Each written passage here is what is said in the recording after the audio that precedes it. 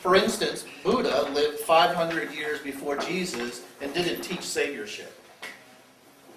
He taught something that was close to that.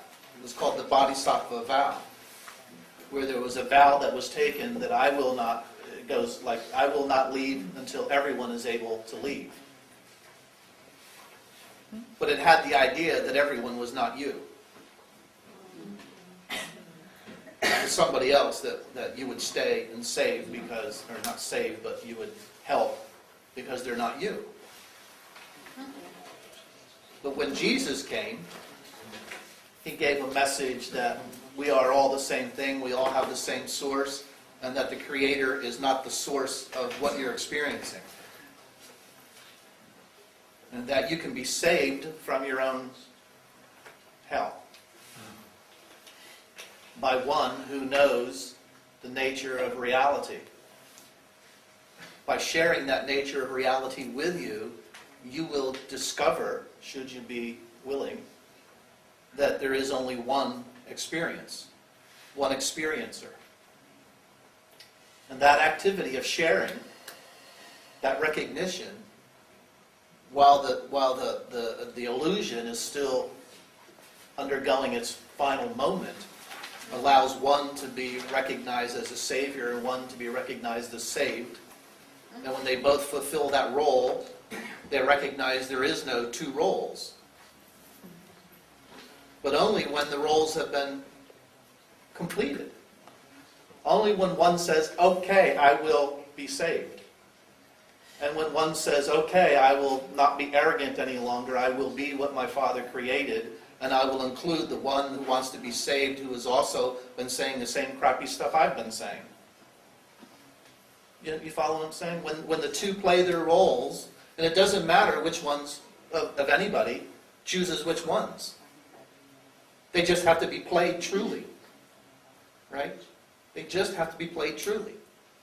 The one who wants to be saved must see and allow the perfection of another to enter into their awareness.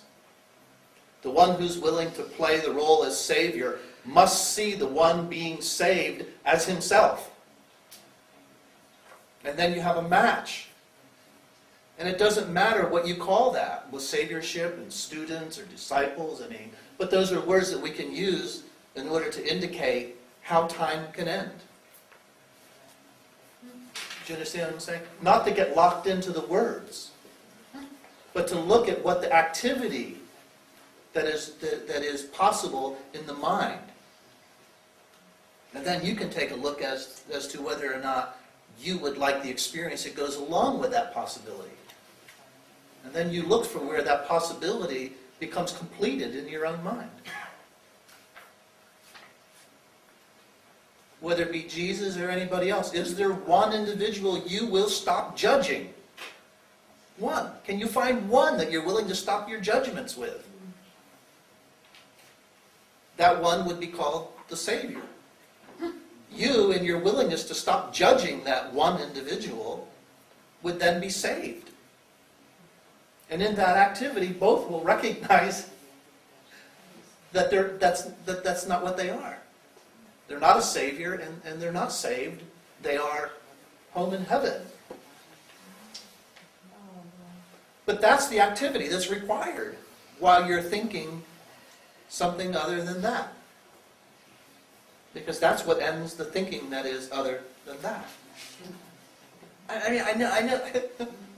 See, I know this sounds really simple, and I know it kind of sounds religious or whatever because of what Christianity has done to the demonstration of resurrection and ascension by Jesus. I understand all that. But somewhere you have to be able to stop your judgments, to let go of your grievances around religions and Jesus and Christianity and Buddhism and Hinduism and the Muslims. You just have to really take a look at what that is doing to you. What that activity is actually providing to the you that is involved in that activity. Somewhere you have to take a clear look. See the result you're getting. Not be happy with that result. And then open to something else.